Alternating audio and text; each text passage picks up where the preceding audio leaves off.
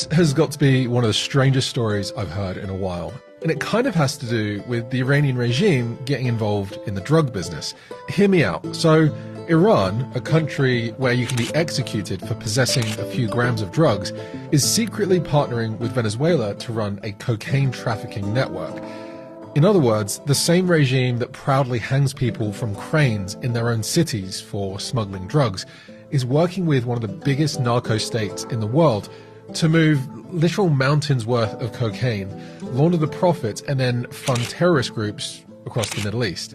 Now stick with me on this one, because what I'm about to reveal will blow your mind. Now the story starts in 2012, when a senior Iranian Revolutionary Guard Corps commander, you can call them IRGC members from now on, flew to Caracas alongside then-President Mahmoud Ahmadinejad. Now officially it was a diplomatic visit, but unofficially it was the handshake of a lifetime. I mean, look how much these two boys are just loving this moment together, which sealed a covert alliance between Iran and Venezuela. And it was this deal that gave Iran's proxies, including Hezbollah, access to Venezuelan state resources, which included legitimate passports, bank accounts, and logistical support.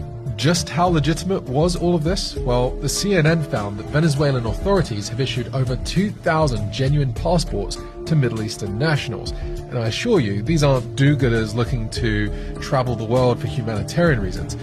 The members that were getting these passports included Hezbollah operatives. And remember, these aren't fake passports. They were real government-issued documents, sometimes straight out of Venezuela's embassy in Baghdad. Now you might be thinking, okay, why does this even matter? Who cares if this government is issuing these dodgy passports? Well, it's because a genuine passport lets you become someone else entirely. You can travel, open bank accounts, disappear into the crowd, or in this case, disappear into Latin America, which happens to be right on America's doorstep. But we'll get to that in just a second. Now, one of the other interesting things that happened is that there's now a direct flight between Caracas and Tehran. Venezuela's state airline, Conviasa, excuse my Spanish, revived the route in 2022, and publicly it's sold as diplomatic and economic cooperation, which is lingo for modern-day smugglers express, a corridor connecting Caracas, Damascus, and Tehran. On these flights, personnel, assets, and materials move across continents under official cover. The same network that started with fake passports now has its own airline highway. But here's where the irony turns into just straight up dark comedy, because Venezuela is a key node in the global cocaine trade. Its own former vice president, Tarek El-Aissami, was sanctioned by the US Treasury under the Kingpin Act for directing shipments with state protection. And where does all that same money go? Well, I'm sure some of it goes on cigars and gold chains, but a lot of it is making its way to Hezbollah. Now, the DEA investigations like Project Cassandra exposed how Hezbollah launders cocaine profits. One operative alone, named Amir Mohammed Akil Rada, ran export businesses that sent up to 80% of their revenues straight back to Hezbollah. So Iran, the country that executes drug dealers, is literally funding its foreign operations with narco cash. In other words, they're probably one of the biggest drug dealers in the world. So much for Sharia law, eh? But it gets worse. This network doesn't only move cocaine, it moves people. In January, Colombian authorities caught 6 Iranians trying to enter with fake Greek passports. They passed through Brazil and Venezuela and reportedly were en route to Mexico's tourist gateway, Cancun. And intelligence suggests ties to Hezbollah and Iran's Quds forces. This wasn't some improvised scheme of the moment. They were using the same smuggling routes long used by drug cartels, only now, instead of just moving narcotics, these routes are moving Islamist operatives. Now, all of this links to a bigger picture, the weaponization of migration.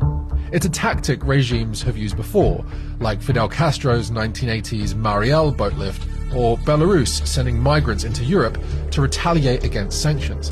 The idea is just super simple. Overwhelm your enemy's borders to create instability. And according to the US Department of Homeland Security, individuals with terrorism ties are now actively exploiting US border vulnerabilities. I mean, why wouldn't they?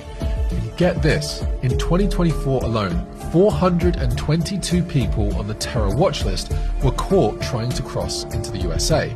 some with suspected links to Hezbollah, ISIS, and Al-Shabaab. And remember, these are just 422 people that the US was able to capture. Who knows how many have already made their way into the US, or indeed vast areas of Europe. So, to recap, a country that executes drug smugglers is in business with a narco state not just to sell cocaine, but to launder billions, fund militant proxies, smuggle operatives, and probe the US border. This isn't some mild threat on the periphery. This strategy is one of Islamist terrorists who want to destroy the West. And it's one of the strangest and most dangerous partnerships in modern geopolitics that no one is talking about. Who knows how many of these operatives are now in the USA, or indeed the rest of the world, sitting silently, waiting for the commands to kick things into action.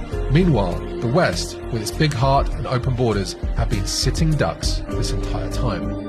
And now, with Iran manufacturing drones just a stone's throw from the US, who knows how things could escalate in coming years. If you enjoyed this video, please subscribe to the channel and stay tuned for the next episode in the